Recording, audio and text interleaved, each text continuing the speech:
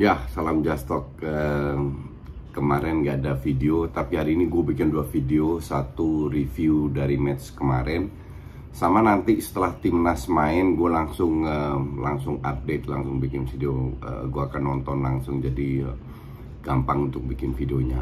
Ya, hari ini ada liga di Spanyol, Italia, dan juga perempat final Piala Kebo. Arsenal main ketemu Sunderland. Sunderland itu rank divisi 3, League One, divisi 3, tampil dengan full team, sementara Arsenal cadangan sama beberapa pemain inti lah, kayak si White main, terus siapa lagi tuh yang pemain inti, Odegaard, si siapa namanya, Emil Smith Rowe. Tapi intinya sebagian besar cadangan yang main, termasuk Balogun, Nketiah, Pepe dikasih kesempatan, Cedric di bek kanan, Tavares bek kiri, sama Rob Holding. Nah, tapi ya lawannya di divisi 3 in no time 2-0. Nah, setelah 2-0 itu mainnya agak teledor ya, ceroboh, dan kelihatan banget mainnya ceroboh, sehingga Sunderland dapat beberapa peluang, cetak 1 gol, which is golnya keren, 1 gol, terus baru digas lagi. Secara overall sih permainannya ya so-so lah, nggak bagus-bagus amat, nggak hemat-hemat amat, nggak hebat-hebat amat. Tapi untuk pemain muda atau pemain cadangan diberi kesempatan, Nketiah cetak hat-trick. Gua harus katakan bahwa Nketiah ini berkembang. Biasanya kan bapuk lah, sama kayak sama kayak Martinelli, 1,5 tahun lalu jelek banget, sekarang one touch-nya bagus, timingnya bagus, dan Nketiah pun demikian. Jadi gue mau lihat Nketiah main pada saat ya ketemu tim-tim besar lah, kasarnya begitu. Bisa nggak dia perform seperti lawan Sunderland tadi yang nggak ada banyak peluang lah. But anyway, menang 5-1. Ya, ntar ketemu pemenang dari Spurs West Ham kalau nggak salah. Terus ke Serie A, Juve menang 2-0. Juve ketemu Cagliari yang ya rank 19 kalau nggak salah. Cagliari benar-benar datang untuk curi 1 poin, bermain dengan 5 back.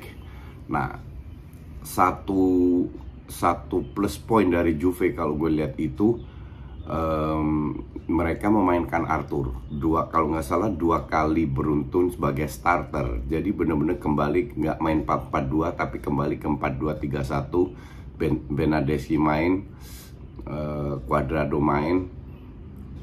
Jadi gue lihat si Allegri memberi kesempatan kepada Arthur untuk lebih mengimbangin di lini tengah dengan lebih kreativitas lah, dan terbukti lebih stabil.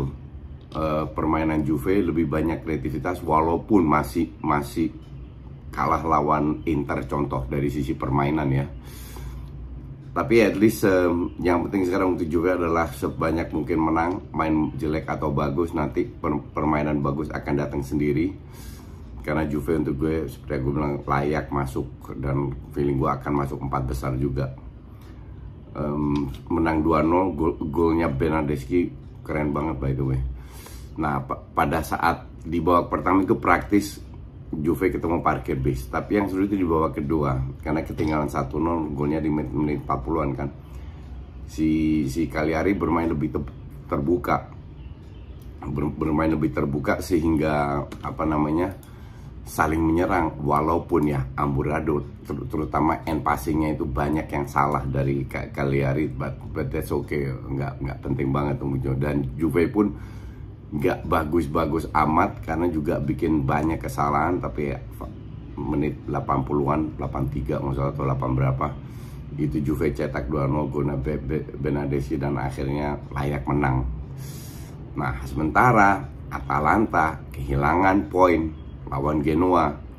ini juga dua-dua terbaik ini poin. Genoa juga di calon degradasi, akhirnya dapat 1 poin. 2 match beruntun Atalanta kehilangan poin kemarin kalah lawan AS Roma, sekarang kehilangan lawan Genoa, tapi juga tetap dapat banyak peluang. Kalau gue bilang Atalanta lagi kurang beruntung aja, kayak lawan Roma kan dapat banyak peluang juga, banyak shot kena counter. Nah sekarang Genoa, yang namanya juga Genoa, pelatihnya Shevchenko pula nggak bisa mencetak gol. It happens, kadang tim itu bermain cukup bagus, menciptakan peluang, tapi finishingnya buruk banget. Dan kelihatan Atalanta lagi karatan lah. Cuman feeling gue sih Atalanta juga calon kuat untuk masuk 4 besar sama Napoli lah, sama Milan juga nggak jelas. Besok Milan sama Inter main. Kita ke Sevilla Barca 1-1. Di babak pertama itu Sevilla cuma satu shot off target dan 1 shot on target yang terjadi gol lewat set piece dari corner, passing ke bawah, Papu Gomez yang finishing. Tapi Barca itu bener-bener lumayan bagus mainnya, cuman ya kembali lagi ke finishing. Lu nggak bisa ngandelin, ya pemain muda ini masih banyak yang kurang lah. Tapi dari sisi permainan gue bilang cukup puas di babak pertama. Defense-nya juga cukup bagus, dan akhirnya di babak pertama juga Araujo cetak gol 1-1 lewat corner. Nah masuk ke babak kedua, lebih imbang lah, dalam arti Sevilla lebih menyerah, lebih keluar, tapi defense-nya emang bagus. Cuman suwe aja Dembele shoot di menit 80-an itu kena tiang ya, keren, itu shootingnya keren banget. Abdi juga bermain bagus, Xavi dapat beberapa peluang, akhirnya Nico masuk, De Jong ya so not bad. Yang lain gak jelek-jelek amat lah. Intinya kalau gue bilang Barca ini juga kurang beruntung lah. Kalau ada keberuntungan dikit dengan bola apalah, istilahnya bola di flag lah apalah, itu bisa dapat gol, moralnya akan meningkat. Tapi dari sisi permainan gue bilang cukup bagus. Mereka create banyak peluang loh. Sini coba gue lihat statistiknya dulu ya. Total shots itu 23, Sevilla 5. Chances created 21, Sevilla 5, big chance 2. Jadi lebih akurasi passing dari sisi pemain jauh lebih bagus lah. Sampai kejadian menit 60-an Koundé ngelempar ini pemain. Ini sebuah contoh bahwa pemain bola itu juga manusia ya, yang punya emosi, yang kadang emosinya nggak bisa dikontrol. Nggak semua pemain bola dewasa profesional emang sengaja diprovokasi sama Alba di body, padahal itu body biasa. Itu sering kali terjadi dalam sepak bola. Dia emosi, dia ambil bola dilempar ke mukanya Alba, kena merah. Ya, it is very stupid. Dia beruntung mah seri. Kalau kalah mah bener-bener, kalau shootingan Dembele di menit 80-an itu masuk, bener-bener salah Koundé itu. Nah setelah 10 orang mereka cuma ngincar counter, parkir bis, memang gak gampang. Berapa kali lewat Abde di kiri, Dembele kanan, menciptakan ya setengah peluang lah. Tapi memang Barca butuh striker, definitely butuh striker. Katanya mau datengin Cavani, gue nggak tahu juga. Ferran Torres ada yang bilang hampir deal, ada yang bilang nggak jadi deal, nggak ngerti juga. Cuman definitely Barca butuh seorang striker. Lu nggak bisa ngandelin siapa itu yang namanya nggak jelas itu, si pemain Barca, Jude Gla ini juga nggak jelas pemain, walaupun kemarin cetak gol ya, tapi ini asli nggak jelas pemain, egois pula. Dan kalau seandainya punya striker, asumsi kita berandai-andai Cavani datang terus Januari si Ansu sama Pedri udah fit, ditambah Depay udah fit juga, harusnya definitely bisa ngelawan. Jadi si Abdi bisa gantian sama Ansu atau sama Dembele, lebih banyak energi kan. Terus di depan kalau Cavani datang bisa gantian dengan Depay. Nah biar di tengah Xavi ini gantian dengan De Jong, dengan Pedri, dengan Busquets. Busquets next matchnya dia dapat kuning ke-5, jadi next match dia nggak main. Nah ini seru nih.